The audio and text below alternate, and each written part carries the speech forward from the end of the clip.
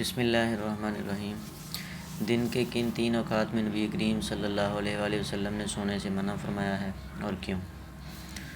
مسلمانوں، جاری بیان ہے تو جان لو، میں نے برسوں پہلے انگریزی کی کسی طبی کتاب میں بہترین زندگی کے 40 بہترین اصول پڑھے تھے۔ میں نے وہ صفحات کاپی کر کے اپنے پاس رکھ لیے۔ میں گاہے بگاہے یہ صفحات نکال کر پڑھتا رہتا تھا۔ میں ان اصولوں پر عمل کی کوشش بھی کرتا تھا۔ میں نے 10 سال قبل تفاسیر اور احادیث کا مطالعہ شروع کیا تو پتہ چلا یہ 40 اصول دنیا کے کسی طبی ادارے یا یورپ اور امریکہ کے کسی سیلف ہیلپ انسٹیٹیوٹ نے ڈیولپ نہیں کیے۔ یہ تمام اصول ہمارے پیارے رسول صلی اللہ علیہ وآلہ وسلم کی حیات طیبہ کا نچوڑ ہیں۔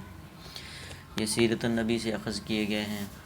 ہمارے رسول نے پوری زندگی اپنے صحابہ کو ان اصولوں کی ٹریننگ دی۔ آپ کے صحابہ کرام رضی اللہ تعالیٰ عنہ بہترین زندگی کے ان 40 بہترین اصولوں کی چلتی پھرتی تصویر تھے۔ میں نے اس دن سے ان اصولوں پر عبادت کی طرح عمل کرنا شروع کر دیا۔ گو میں ابھی تک ان پر مکمل عمل درآمد نہیں کر سکا، لیکن مجھے یقین ہے کہ اللہ تعالیٰ میری توفیق میں ضرور اضافہ کرے گا اور میں کسی نہ کسی دن آپ کی وضع کردہ ان اصولوں پر عمل میں کامیاب ہو جاؤں گا۔ یہ 40 اصول کیا ہیں؟ آپ وہ اصول اور ان اصولوں کی جدید سائنسی توجیہات ملاحظہ کیجیے۔ مجھ سے اگر تشریح میں کوئی غلطی ہو جائے تو مجھے معاف کر دیجیے گا۔ میرے لیے دعا بھی فرمائیے گا۔ آپ نے فرمایا فجر اور اشراق، عصر اور مغرب اور عشاء کے دوران سونے سے باز رہا کرو۔ اس فرمان میں بے شمار طبی حکمتیں پوشیدہ ہیں۔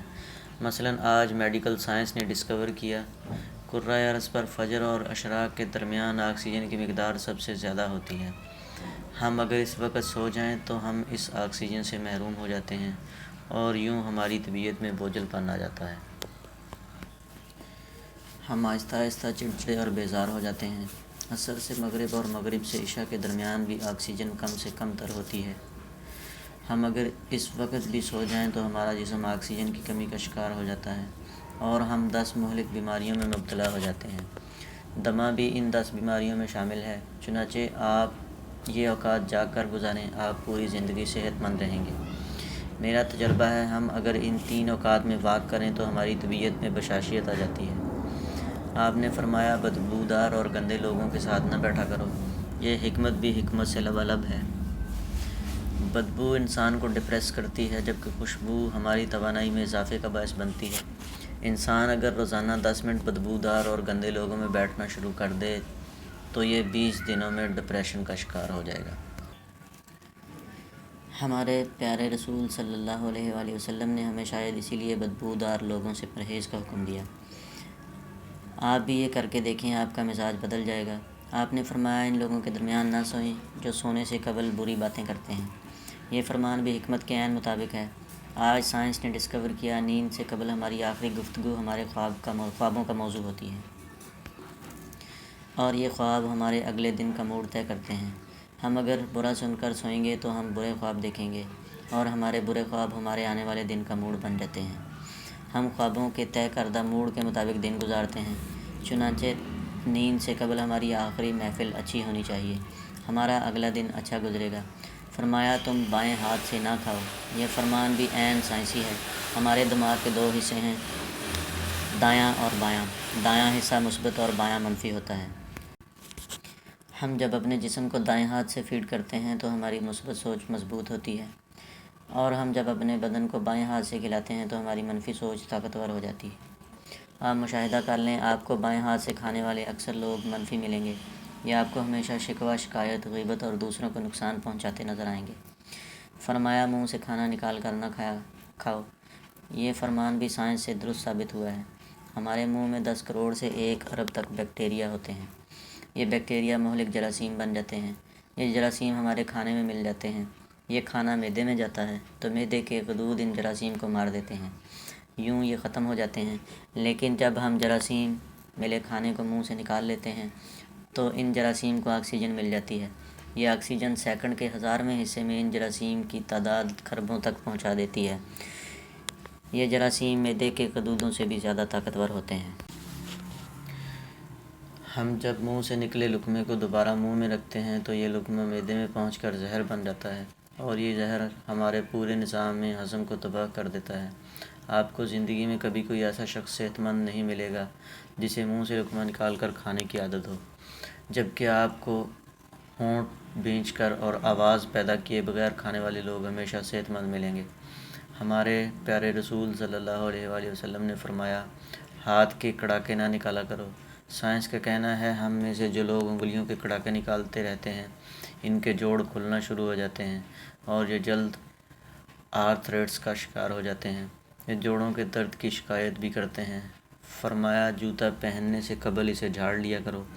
ہماری زندگی کے عام اوقات میں کیڑے مکوڑے، بچھو، چھپکلیاں، چھوٹے سانپ اور بھیڑیں ہمارے جوتوں میں پناہ لے لیتی ہیں۔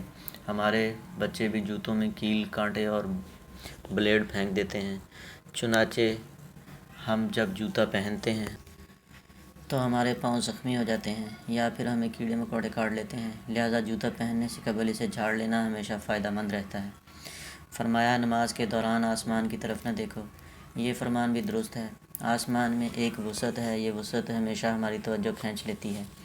ہم جب بھی آسمان کی طرف دیکھتے ہیں ہماری توجہ بڑھ جاتی ہے، ہمیں توجہ واپس لانے میں ٹھیک ٹھاک وقت لگتا ہے۔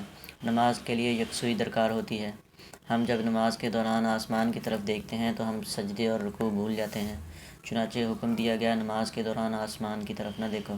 یہ فارمولہ تخلیقی کاموں کے لیے بھی اہم ہے۔ اگر لکھاری لکھتے، مصور تصویر بناتے اور موسیقار دھن بناتے ہوئے آسمان کی طرف دیکھ لے تو اس کا تسلسل ٹوٹ جاتا ہے۔ یہ اپنا کام مکمل نہیں کر پاتا۔ شاید یہی وجہ ہے دنیا کا زیادہ تر تخلیقی کام بند کمروں میں مکمل ہوا ہے۔ یہ کھلی فضا میں پروان نہیں چڑھتا۔ آپ تخلیق کا آئیڈیا لینا چاہتے ہیں تو آپ کھلے آسمان کے نیچے کھلی فضا میں واک کریں۔ آپ آئیڈیاز سے مالا مال ہو جائیں گے، لیکن آپ اگر ان آئیڈیاز پر کام کرنا چاہتے ہیں تو پھر آپ کمرے میں بند ہو جائیں، آپ کمال کر دیں گے۔ آپ کو انبیاء، اولیاء اور بزرگان دین بھی بند غاروں میں مراقبے کرتے ملیں گے۔ یہاں تک کہ مہاتما بدھ کو نروان بھی ایک ایسے درخت کے نیچے ملا تھا جس سے آسمان دکھائی نہیں دیتا تھا۔ وہ درخت اتنا گھنا تھا کہ وہ بارش تک روک لیتا تھا۔ آپ نے فرمایا، رفع حاجت کی جگہ ٹوائلٹ مت تھوکو۔ یہ حکم اپنے اندر دو حکمتیں رکھتا ہے۔ ٹوائلٹ میں تھوکنے سے بعد میں آنے والوں کو بھی تکلیف ہوتی ہے، اور دوسرا، ٹوائلٹ میں لاکھوں قسم کے جراثیم بھی ہوتے ہیں۔ جب ہم تھوکنے کے لیے منہ کھولتے ہیں تو یہ جراثیم ہمارے منہ میں پہنچ جاتے ہیں۔